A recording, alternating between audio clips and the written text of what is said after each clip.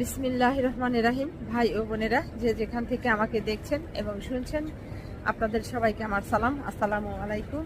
আশা করি আপনারা ভালো আছেন, আমিও ভালো আছি। UK property gossip by Tasmina YouTube চ্যানেলের পক্ষ থেকে জানাই শুভেচ্ছা। আজ মে মাসের 2 তারিখ, শুক্রবার 2025। এই মুহূর্তে লন্ডনের তাপমাত্রা আছে 25 ডিগ্রি সেলসিয়াস।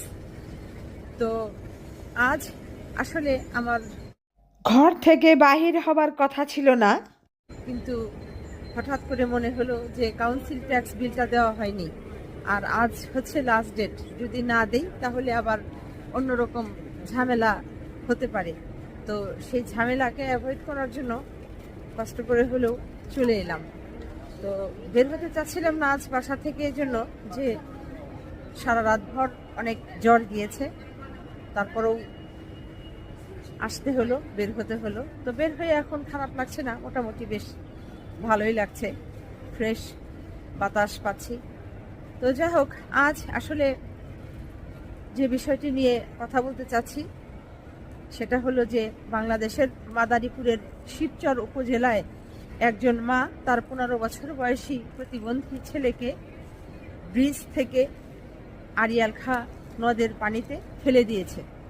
তো এটি নিয়ে মাদারীপুরের শিবচরে অনেক কথাবার্তা হচ্ছে, একেবারে থানা পুলিশও হচ্ছে, এবং অনেকেই এই মাকে ধিক্কার দিচ্ছেন, মাকে অপবাদ দিচ্ছেন যে কেমন মা, হ্যান ত্যান, এটা সেটা। কিন্তু আমি ভিন্ন সুরে কথা বলতে যাচ্ছি এই মাকে নিয়ে।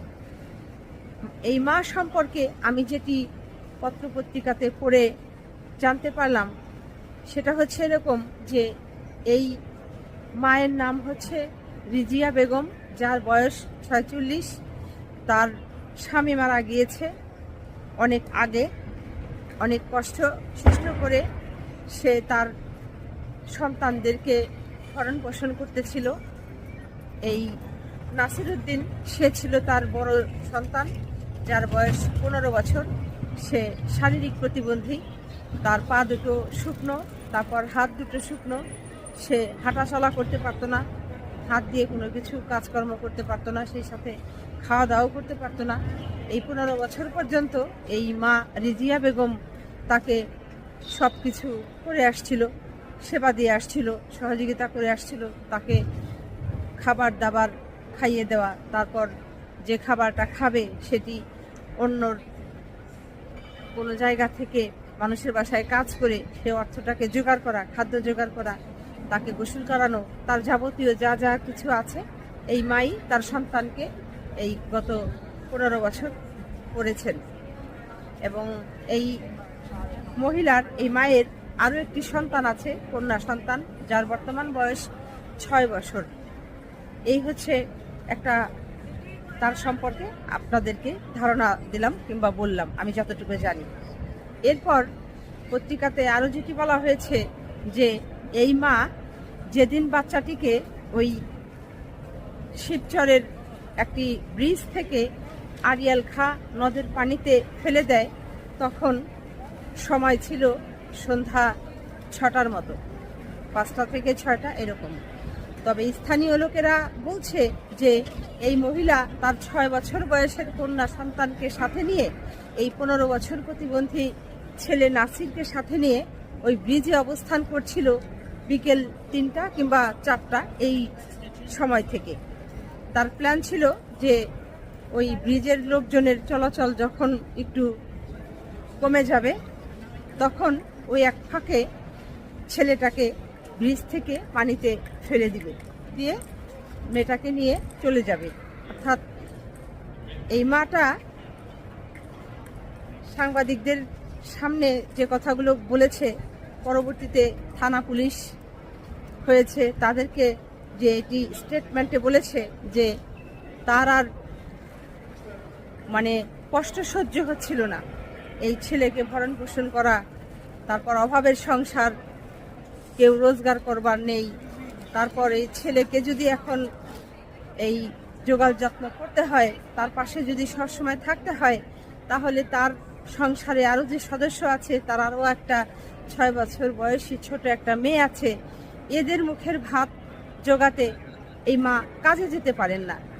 তো এই সব কিছু মিলে চাপের মুখে এই 46 বছর বয়স্কা নারী এই মা যখন নিতে পারছিলেন না, তখনই কিন্তু সে এখন মানসিক হয়তো ভারসাম্য হারিয়ে তিনি দিক বিদিক আর কোনো কিছু চিন্তা না করে তিনি এই ছেলেকে হত্যা করবার জন্যই মানসিকতায় হয়তো তিনি এই শিবচরের ব্রিজে উঠে আড়িয়াল খাঁ নদে পানিতে ছেলেকে ছেড়ে দেবার চিন্তাটা তার মাথায় এসেছিল এবং সে কাজটি তিনি করে ফেলেছিলেন। এই হচ্ছে আসলে ঘটনা। তো যাই হোক, এখন কথা হচ্ছে এই যে এখন মাকে দোষী করে দায়ী করে কোনো লাভ আছে? যে মা কত পাষাণ। এই 15 বছর যারা এই মাটাকে দোষারোপ করছেন, আপনারা কি এই প্রতিবন্ধী ছেলে নাসিরকে খাওয়া দিয়েছেন, পড়া দিয়েছেন, ভরণ পোষণ দিয়েছেন, তার যত্ন করেছেন? আপনারা তো করেননি, করেছে তো তার মা। তাহলে সেই মাকে কেন এখন আপনারা এরকম ব্লেম দিচ্ছেন? মাটা তো তার মানসিক ভারসাম্য হারিয়ে ফেলেও তো এই কাজটা করতে পারে। ওটি যাচাই বাছাই না করে কেন আপনারা এই শুধু এই মাটাকে, দরিদ্র মাটাকে, অভাবী মাটাকে আপনারা এভাবে গালিগালাজ করছেন, ব্লেম দিচ্ছেন? এখন একটা বিষয় আপনারা অত্যন্ত গুরুত্ব সহকারে একটু চিন্তা করে দেখেন। সেটা হলো যে আজ যদি সারা বাংলাদেশে প্রত্যেকটি থানায় একটি করে প্রতিবন্ধী আশ্রম থাকতো, কিংবা প্রত্যেকটা জেলাতে একটি করে এই প্রতিবন্ধী আশ্রম যদি তৈরি করা হতো, তাহলে কি এই 46 বছর বয়সী মা, অভাবী মা রিজিয়াকে তার 15 বছরের সন্তান, প্রতিবন্ধী সন্তান নাসিরকে এরকম আড়িয়াল খাঁ নদের পানিতে ফেলতে হতো? নিশ্চয়ই নয়। তো এখন সময় এসেছে প্রত্যেকটি থানায় না হলেও অন্তত প্রত্যেকটি জেলায় একটি করে হলেও প্রতিবন্ধী আশ্রম গড়ে তোলা। হতে পারে সেটি সরকারি উদ্যোগে, কিংবা হতে পারে সেটি ব্যক্তিগত উদ্যোগে সরকারি সহায়তায়। তো বিগত 15-16 বছরে শেখ হাসিনা শাসন করেছে দেশ। ওই সময়ে এই শেখ হাসিনা, ভারত পলাতক মন্ত্রী স্বৈরাচার খুনি শেখ হাসিনা, তিনি যেটি করলেন যে প্রতি বছর এই যখন জুন জুলাইতে বাজেট ঘোষণা করা হতো, তখন তিনি 1000 কোটি টাকা বরাদ্দ দিতেন। তার মেয়ে সাইমা ওয়াজেদ পুতুল একটি এনজিও করেছিল এই সূচনা ফাউন্ডেশন নামে, এই প্রতিষ্ঠানকে তিনি দিতেন।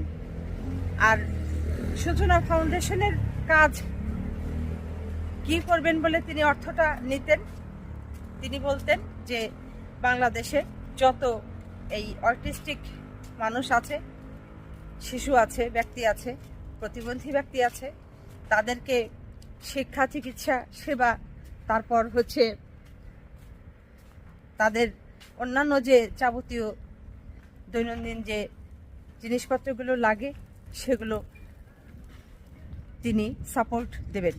কিন্তু বাস্তবে বাংলাদেশের ঢাকা শহর থেকে শুরু করে কোনো জেলায়, কোনো থানায়, কোনো ইউনিয়নে এই সূচনা ফাউন্ডেশনের কোনো কার্যক্রম নেই, কোনো অস্তিত্বই খুঁজে পাওয়া গেল না এই শেখ হাসিনা ভারতে পালিয়ে যাবার পর। অবশ্য এটির খোঁজ মানুষ আগেও নিয়েছে, মুখে বলতে পারেনি, কারণ মুখে বললেই তো ওই যে টান দিয়ে আয়না ঘরে ঢুকিয়ে দিবে, হাড্ডি গুড্ডি ভেঙে দিবে। কতটা স্বৈরাচার ছিল এই শেখ হাসিনা। শেখ হাসিনার মেয়ের ব্যক্তিগত ব্যাংক অ্যাকাউন্টে এবং এই সূচনা ফাউন্ডেশনের ব্যাংক অ্যাকাউন্টে যে নগদ অর্থ পাওয়া গেছে, এটি হিসেব করলে দেখা যাবে যে বাংলাদেশে বর্তমানে প্রতিবন্ধীর সংখ্যা কত? 37 লাখ। তো এই 37 লাখ প্রতিবন্ধী লোককে গত 15-16 বছরে যদি প্রত্যেকটা প্রতিবন্ধী ব্যক্তিকে প্রতি মাসে সাহায্য স্বরূপ মানে 20 থেকে 25,000 টাকা পর্যন্ত করে সহায়তা করা যেত, কিন্তু এইটি সরকার থেকে উদ্যোগ নিয়ে করে তো নাই, বরং এই শেখ হাসিনা কন্যা পুতুল এই অর্থটাকে আত্মসাৎ করেছে, গিলে ফেলেছে, তার পেটে ভরে ফেলেছে, দেশের বাহিরে পাচার করে দিয়েছে।